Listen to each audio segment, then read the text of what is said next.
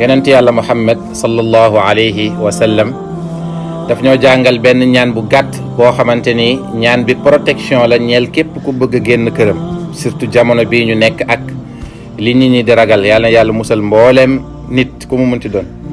yonent bi sallallahu alayhi wa sallam jàngal ñu ñaan goo xamante ne wax na ne képp ku ko jàng njëkk ngay génn sa kër mu ne yàlla dana la sàmm yàlla dana la doy te yàlla dana la wattu. xadis bi Anas ibnu Malik moo ñu ko nettali mu ngi ci téere Abu Dawud.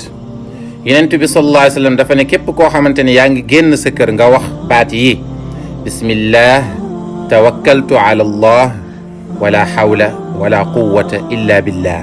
yomb na bismillahi tawakkaltu ala allah wala hawla wala quwwata illa billah. li muy firi mooy bismillah ci turu yàlla, tawakkaltu ala allah maa ngi wakkiirlu ci yàlla, te wala hawla pexe amul wala quwwata force amul illa billah lu dul ci yàlla. pexe amul force amul lu dul ci yàlla. yonent bi sallallahu alayhi wa sallam mu ne bu nit ki waxee loolu haatif da koy woo maanaam peyu yàlla bi wala malaaka di wax ak moom naan ko hudiita wa kufiita wa wuqiita mooy jubal nañ la doy nga maanaam doy nañ la yàlla doy na la te itam yàlla sàmm na la.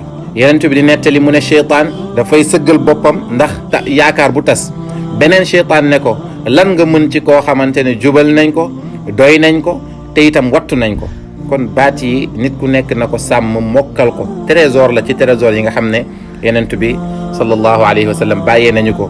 bismillah tawakkaltu ala allah wala hawla wala quwwata illa billah. képp ku ko def ànd ak ngëm di nga génn sa kër ci jàmm dem lijjanti say mbir ci jàmm ñëwaat ci jàmm.